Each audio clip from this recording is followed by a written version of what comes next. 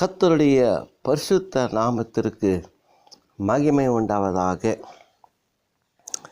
இந்த நல்ல நாளிலே மீண்டுமாய் இன்னொரு பதிவியை நாங்கள் பதிவு செய்ய ஆசைப்படுகிறோம்.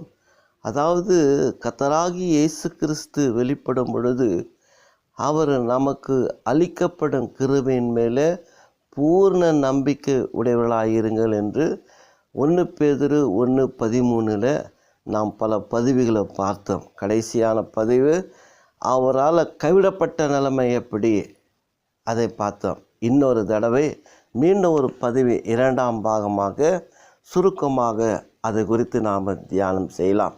இயேசு கிறிஸ்துவால் கடைசி காலத்திலே கைவிடப்பட்டவருடைய நிலைமை எப்படி, அதாவது கடைசி காலத்தில் இயேசுவால் கைவிடப்பட்டவங்களுடைய நிலைமை என்ன என்பதை நம்ம பார்க்கிறோம். அதுக்கு முன்னால் இயேசு கிறிஸ்து யார், அதுதான் ரொம்ப முக்கியமான ஒரு நிகழ்வு.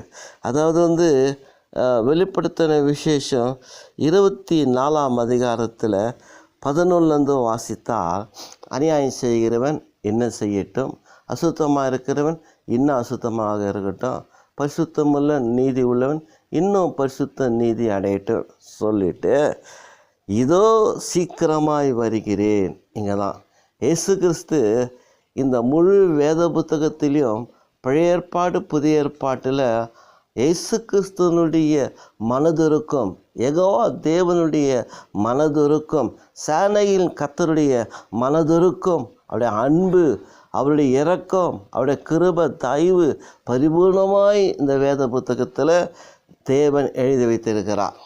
ஜனங்கள் மேலே அந்த அன்பை காட்டியிருக்கிறார். ஆனால் இந்த வேத புத்தகத்துடைய கடைசி ஒரு சின்ன ஆலோசனை என்ன கொடுக்குறாருன்னா, நீங்கள் எப்படின்னா வாழ்ந்துக்கோன்றார். அநியாயம் செய்கிறவன் இன்னும் செய்துக்கோ, அசுத்தமாக இருக்கிறவன் இன்னும் அசுத்தமாயிரு, நீதி பரிசுத்தம் உள்ளவன் அவங்க என்ன சொல்கிறாரு, இன்னும் நீங்கள் பரிசுத்தமும் நீதியும் செய்யுங்க. ஏன்னு கேட்டால், இதோ நான் சீக்கிரமாய் வருகிறேன். யார்? கர்த்தராகிய இயேசு கிறிஸ்து, நான் சீக்கிரமாய் வருகிறேன், அவன் உங்களுடைய கிரைகளுக்கு தக்கதான பலன் என்னோடு கூட வருகிறது என்று சொல்கிறார். கூலி கொடுக்குற ஆண்டவர் அதனுடைய பலனோடு கூட வருகிறார். பரிசுத்தவானுக்கும் நீதிமானுக்கும் ஏற்ற ஒரு பலனை கொடுக்கிறார். அநியாயக்காரனுக்கும் அசுத்தம் உள்ளவனுக்கும் ஏற்ற ஒரு பலனை கொடுக்கிறார். அதனால தான் அந்த இயேசு கிறிஸ்து வெளிப்படும் பொழுது ஒரு பக்கம் தேவனுடைய பிள்ளைகளுக்கு கிருபை அளிக்கிறார், இன்னொரு பக்கம் அவரால் வெறுக்கப்பட்ட இருமரப்பு உள்ள நாய்கள் போன்ற பில்லி சூனியக்காரர்கள் போல விபச்சாரம் கொலைக்காரர்கள் பொய்யை பேசக்கூடியவர்களுடைய வாழ்க்கையில் என்ன செய்கிறாருன்னா, கைவிடப்பட்ட நிலைமைக்கு ஏற்றால் போல அவங்களுக்கு நியாய தீர்ப்பு, நியாயமான தண்டனையே அவர் கொடுக்க இந்த உலகத்துக்கு அவர் வருகிறார். அதுதான் நீங்கள் சொல்லுது பிரியமார்களே, நான் அல்பாவும் ஓமேகாவும் ஆதி அந்தமும் முந்தினவரும் பிந்தினருமாக இருக்கிறேன். முந்தினவர் பழைய ஏற்பாட்டு, பிந்தினவர் புதிய ஏற்பாட்டு. தேவனுடைய மகத்துவமானது ஒரே குணத்தில் தான் இருக்கிறது. நல்லவனுக்கு நல்லவன், கெட்டவனுக்கு கெட்டவன். ஆனால் ஒரு கெட்டவன் மனம் திரும்புவான் என்று கேட்டால் மனதுருகி நல்லது செய்வான். யோனாவால் நினிவே பட்டணம் மனம் மாறினதுனால மனதுருகி ரட்சித்தார், அதுபோல் ரட்சிப்பார். நீதிமான் தன் தவறு செய்து மீண்டுமாய் தவறுக்குள்ளாக மாறும் பொழுது அவருடைய நீதி அல்ல, தவறை தான் பார்த்து தண்டித்து கடிந்து கொள்கிறார். எப்படியோ அவங்க கிரியைகளுக்கு ஏற்ற பலனை நம்முடைய கர்த்தராகிய இயேசு கிறிஸ்து அவர் இந்த பூலோகத்துக்கு வரும்போது தூதர்களோடும் ஆர்ப்பாரத்தோடும் எக்கால சத்தத்தோடும் பரிசுத்தவான்களோடு கூட இறங்கி வரும் பொழுது அதனுடைய பலனையும் கொண்டு வருகிறார். அப்போ இதில் பார்க்கும்போது முதலாம் உயிர்த்தெழுதல் அடைந்தவங்க 2ஆம் மரணத்தில் அவங்களுக்கு பங்கு இல்லை, அவங்க பங்கடிக்க மாட்டாங்க. அப்போ அவங்க அப்படியே தான் இருப்பாங்க. அந்த 1000 வருட அரசாட்சி கழிந்த பின்னால் அவங்கள மீண்டுமாக எழுப்பி அந்த பலனை கொடுத்து அவங்களுக்கு என்ன தண்டனையோ அதை அவர் கொடுக்கிறார். அதான் வெளிப்படுத்த விசேஷம் 20:6 வாசித்தால், முதலாம் உயிர்த்தெழுந்தவங்க அவங்களுக்கு 2ஆம் மரணத்தில் பங்கு இல்லை. அப்படியானால் அவங்களுடைய முடிவு எப்படி இருக்கும்? அதான் பிரியமானவர்களே, வெளிப்படுத்தின விசேஷம் 20ஆம் அதிகாரம் 6-15 வாசித்தால், அவங்களுடைய மரணம், அவங்களுடைய செய்த பாவத்து கூலி 2ஆம் கந்தகமான அக்னி கடலில் தள்ளப்பட்டாங்க, பங்கடைஞ்சார்கள் என்று வேதம் சொல்லுகிறது. மல்கியா 3:2 வாசித்தால் அதனுடைய விளைவுகள் மிகவும் மோசமானதாக இருக்கிறது. ஏனென்று சொன்னால், அங்கே மிகப்பெரிய ஒரு சத்தியத்தை தேவன் எழுதி வச்சிருக்கிறார். என்னன்னு கேட்டால், ஆனாலும் அவர் வரும் நாளை சகிப்பவன் யார்? அவர் வெளிப்படுகையில் நிலைநிற்பவன் யார்? அவர் வரும்போது அந்த நாளை பார்த்து சகிக்க முடியாத ஒரு சகிப்புத்தன்மையில் அவங்களோட வாழ்க்கையின் முடிவு இருக்கிறதுனால சகிக்க முடியலை. அவர் வெளிப்படும் பொழுது அவர் முன்னால் நிற்கக்கூடியவன் யார்? காரணம் என்ன? இந்த உலகத்தில் அந்தரங்க பாவத்தில் வாழ்ந்து கொண்டு இருக்கிறவர்கள், வெளிப்படையாய் பாவத்தை செய்து முரட்டாட்டம் பண்ணக்கூடிய முரடர்கள், இவங்கெல்லாம் அங்கே மனசாட்சியோடு நிற்க முடியாது. அவங்களோட மனசாட்சி குத்தம். ஐயோ, இந்த உலகத்தில் இத்தனை பேர் வாழ்க்கை கெடுத்தோம், இத்தனை பேருடைய நாங்கள் கொலை செய்தோம், நாங்கள் கொள்ளை அடித்தோம், ஏமாற்றினோம், பலவிதமான பித்தலாட்டமெல்லாம் நாங்கள் செய்துட்டு உலகத்துக்கு நல்லவங்களாக, ஒரு அதிபதிகளாக, ஒரு பணக்கார செல்வந்தராக நாங்கள் இருந்தோமே. ஆனால் இங்கே அவனுடைய அந்தரங்க பாவம் குத்தப்படுது. வெளிப்படையான பாவம் குத்தப்படுறதுனால அவர் முன்னால் என்ன பண்ண முடியல? நிலை நிற்பவன் யார்? இல்லை. அவர்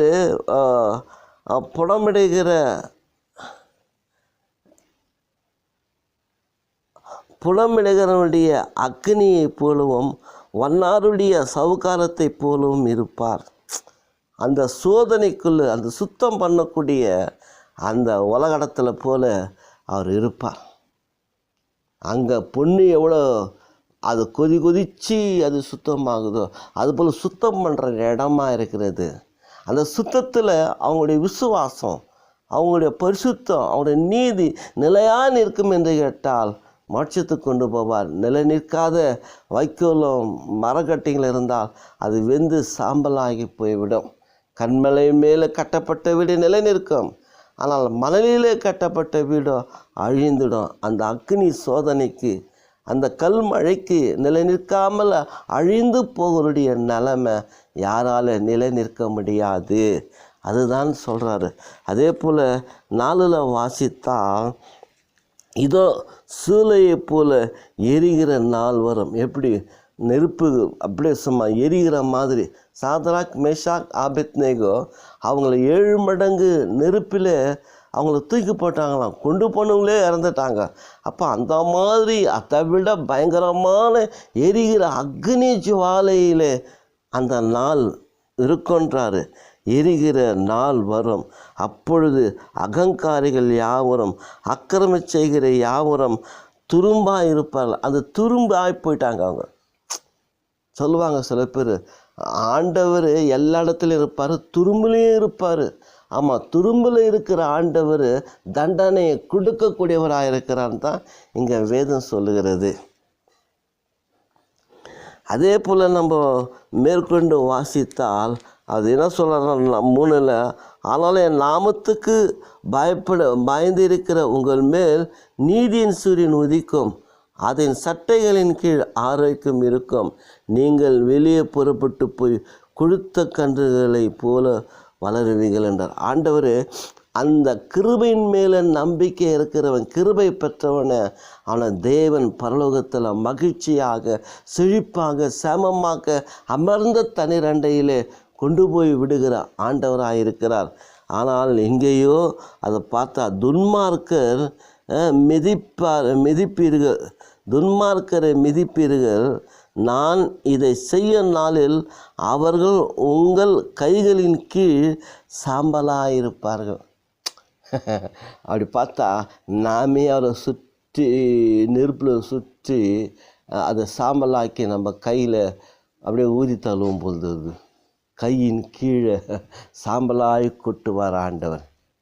ஏன்னா நீதிமானாய் வாழ்ந்தோம், பரிசுத்தமாக வாழ்ந்தோம், உண்மையாய் வாழ்ந்தோம், பல சோதனைகளை அகப்பட்டு பாடுபட்டு நம்ம ஆண்டோடைய விசுவாசத்தை இழந்துடாதபடிக்கு சாட்சியுள்ளாக வாழ்ந்தோம்.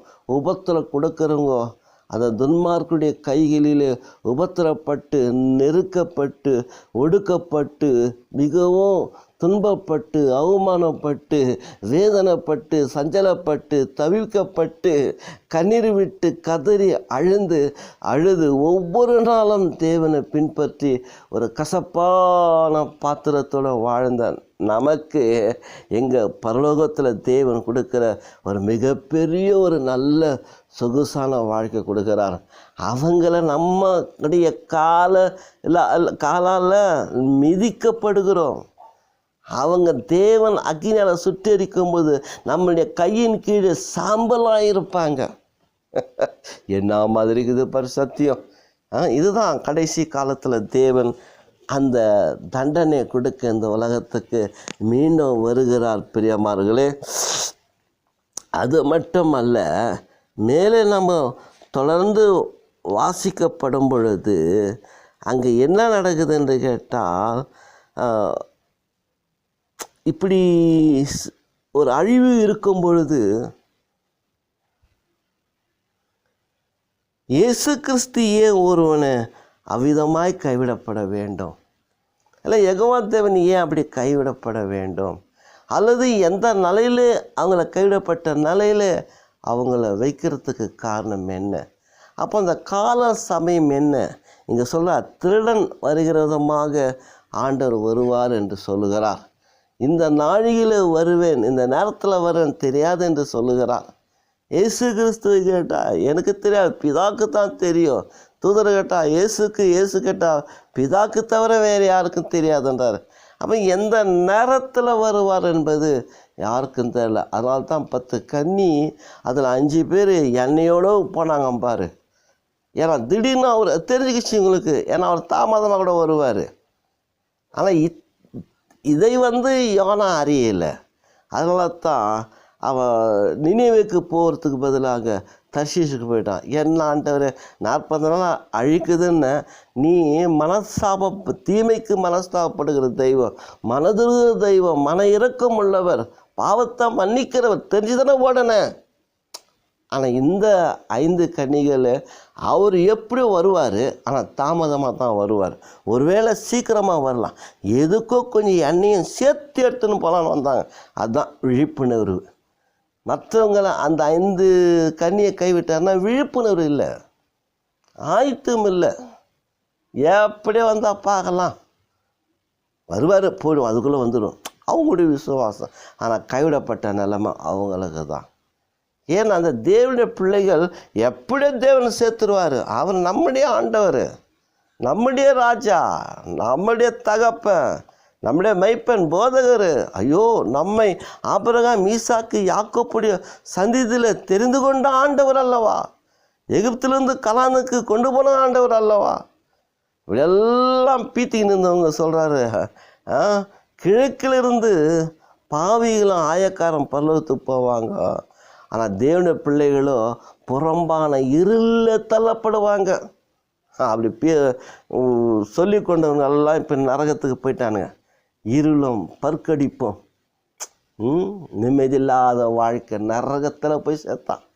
ஐஸ்வர்யவான் உலகத்தில் நல்ல செல்வாக்காக வாழ்ந்து நரகத்தில் போய் அந்த லாசர் கையில் தண்ணி வாங்கி நக்கலான்னு நினைக்கிறான். உலகத்தில் அவனை பார்த்தா லாசருவா அப்படின்னு சொல்ல முடியும். அவ்வளோ அருவருப்பானவன். நரகத்துக்கு போனவன்னா அருவருப்பு கையில் தண்ணி வாங்கி குடிக்கலாம்டா, நம்ம ஒரு நாக்கு வறண்டு போகுதுன்னு அதுக்கு இயங்கி சேர்த்தான் அந்த பணக்காரன். எவ்வளோ ஒரு மோசமான நிலையில் தள்ளப்படுகிறவன் பாருங்கள்.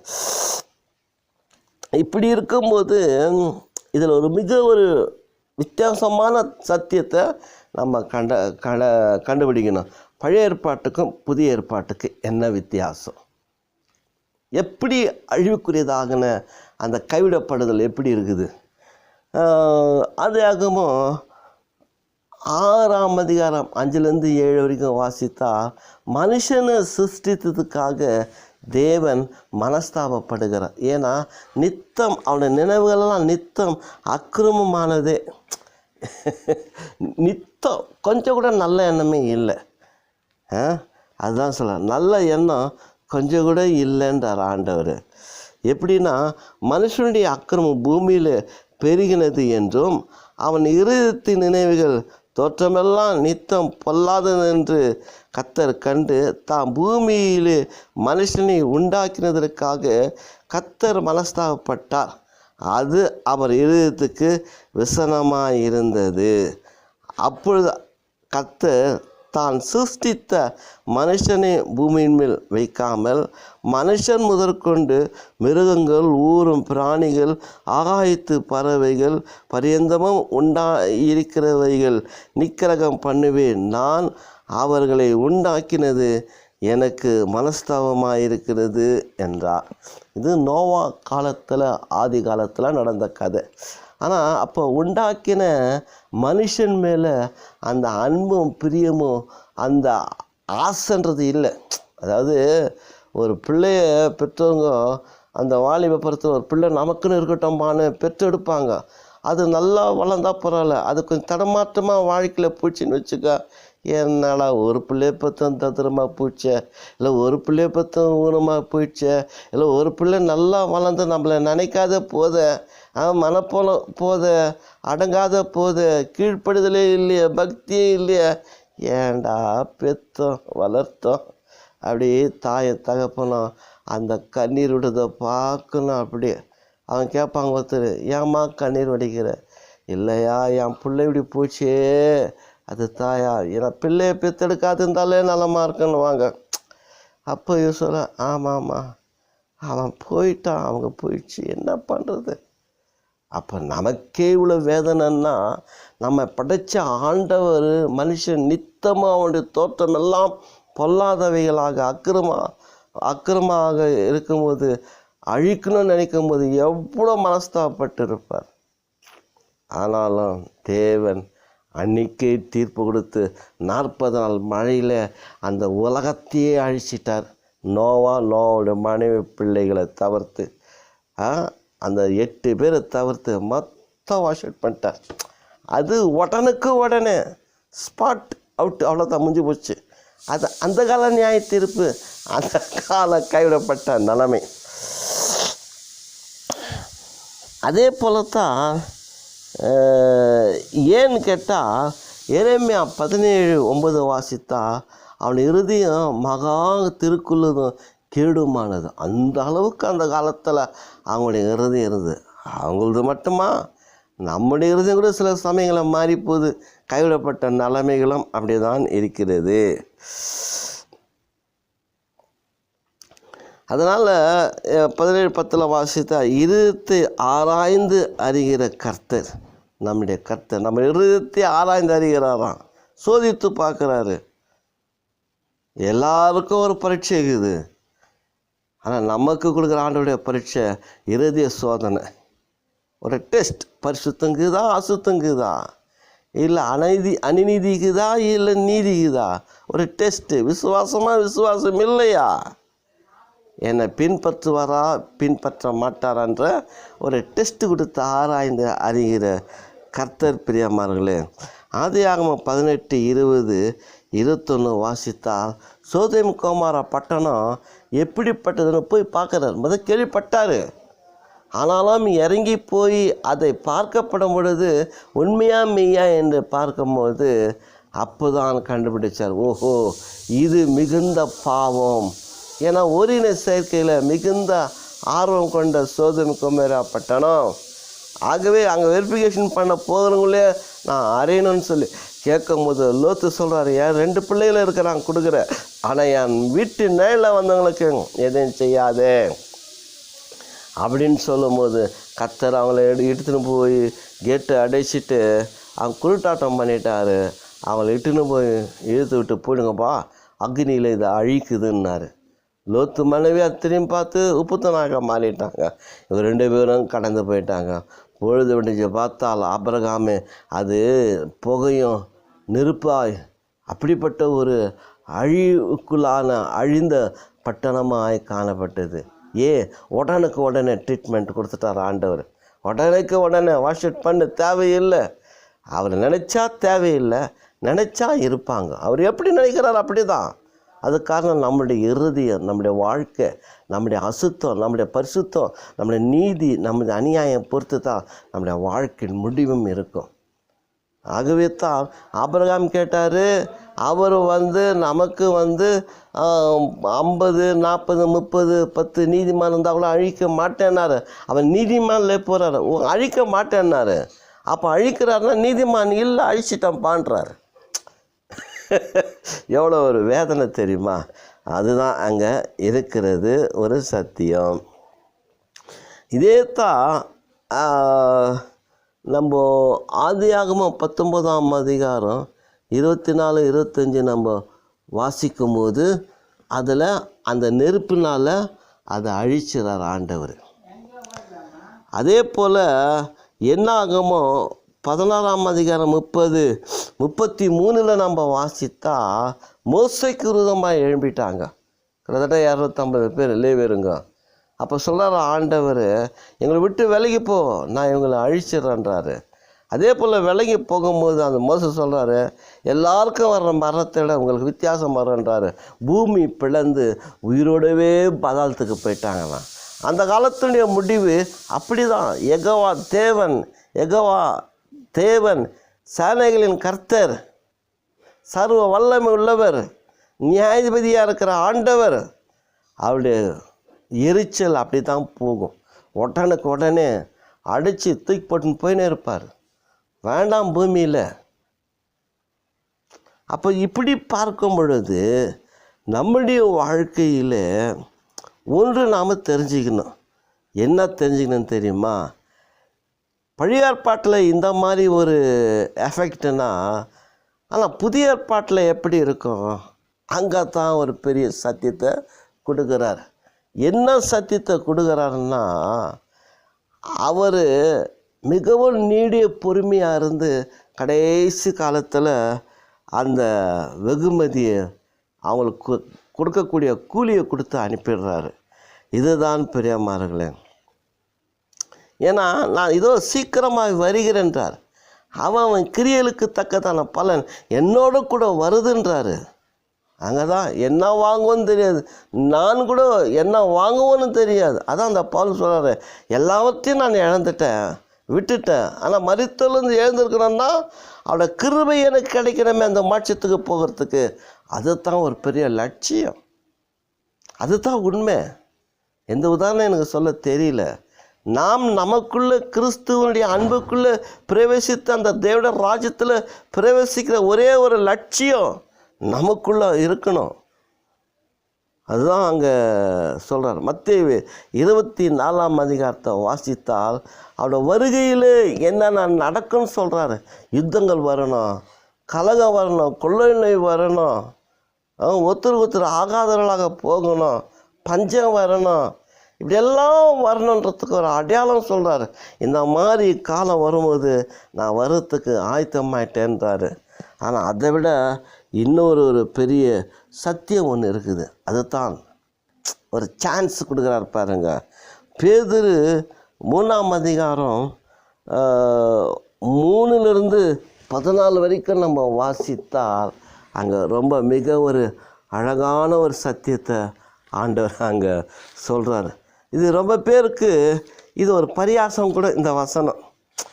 ஏன்னு கேட்டால் அவர் வரன்னாரு, எப்பயா வராரு? அதுதான் ஒரு கேள்வி. அதுதான் ஒரு கேள்வி. ஆனால் இந்த இடத்துல வாசித்தால் 2 பேதுரு 3ஆம் அதிகாரத்தில் நம்ம வாசிக்கப்படும் பொழுது, தாமதிக்கிறார் என்று சிலர் எண்ணுகிறபடி கர்த்தர் தமது வாக்கு தத்துவத்தை குறித்து தாமதமாயிராமல் ஒருவரும் கெட்டு போகாமல் எல்லோரும் மனம் திரும்ப வேண்டும் என்று விரும்பி தம்மேல் நீடிய பொறுமை உள்ளவராக இருக்கிறார். ஏன் தெரியுமா? பண்ணிக்கணும். இயேசு கிறிஸ்து ஏன் சொல்லிட்டு இன்னும் தாமதிக்கிறார் என்று கேட்டால், பூமியில் இருக்கிற அனைத்து ஜனங்களும் மனம் மாறணும்னு அவர் விரும்புகிறார். அத்தனை பட்டத்தில் பவுல் அதான் சொல்கிறாரு, அறியாத காலங்களிலே அறியாதவராக இருந்துட்டார். ஆனால் இப்பொழுது எங்குமுள்ள தேவனுடைய பிள்ளைகள் மனம் மாறணும், மனம் திரும்பணுன்றாரு. ஏன்னா அவரோடு கூட வருகிற பலன் மிகவும் கொடியதாக தான் இருக்கிறது. நித்திய ஆக்கினில தள்ளப்பட எழுந்திருப்பாங்க என்று சொல்லி மத்தேயு 25:46 சொல்லுது. அங்கே இருளும் பற்கடிப்பு உள்ள இடத்துல தேவனுடைய பிள்ளைகள் தள்ளப்படுவார்கள், புறம்பே இருப்பாங்க என்று சொல்லுகிறார். மத்தேயு 8:14 வாசிக்கிறோம். அதே போல் வெளிப்படுத்தின விசேஷம் 11:22-14 அப்படியே வாசித்தால், நாய்கள், பில்லிசூனியக்காரர்கள், விபச்சாரர்கள், பொய்யர்கள், கொள்ளையர்கள், கொலையார்கள் இவங்களெல்லாம் புறம்ப தள்ளப்படுவாங்களாம். தேவனுடைய ராஜ்யத்தில் அல்ல. அவர் வரும்போது அந்த கூலியை கொடுத்து 2ஆம் கந்தகம் எரிகிற கடலில் தள்ளப்படுவாங்கன்னு தான் வேதம் சொல்லுகிறது. பங்கடைவார்கள் அப்படின்னு அவர் சொல்லுகிறார். ஏன்னு கேட்டால், கர்த்தருடைய நாள் இரவில் திருடன் வர விதமாய் வரும். அப்போது வானங்கள் மடமட என்று அகன்று போகும், பூதங்கள் வெந்து உருகி போகும், பூமியும் அதில் உள்ள கிரிகள் எரிந்து அழிந்து போகும். இப்படி இவைகள் எல்லாம் அழிந்து போயிருக்கிறபடியால் நீங்கள் எப்படிப்பட்ட பரிசுத்த நம்பிக்கையும் தேவ பக்தியும் உள்ளவர்களாய் இருக்க வேண்டும். எப்படி இருக்கணும்? அவ்வளோ தேவன் மேலே ஒரு பக்தி, பயம் இருக்கணும். இந்த உலகத்தை அனுபவிக்கிற வாழ்க்கை அல்ல, நம்முடைய ஆடம்பரமான வாழ்க்கை அல்ல, நம்முடைய செல்வாக்கான வாழ்க்கை அல்ல. நமக்குள்ள அந்த பரிசுத்தம், அந்த உண்மை, அந்த நேர்மை இருக்க வேண்டும். தானம், தர்மம், புண்ணியம் நம்மகிட்ட தான் இருக்குது.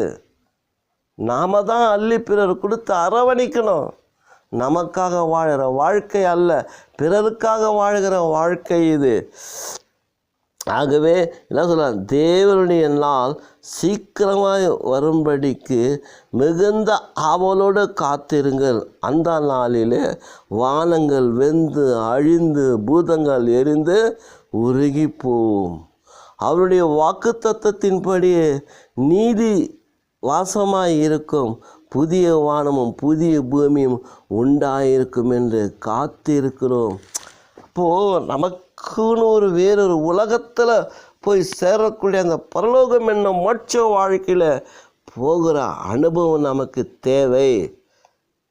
அது இயேசு கிறிஸ்து வெளிப்படும்போது அவர் எப்படி இருப்பாரோ அவ்விதமாக நாம் இருப்போம் என்று 1 யோவான் 3 சொல்கிறாரு.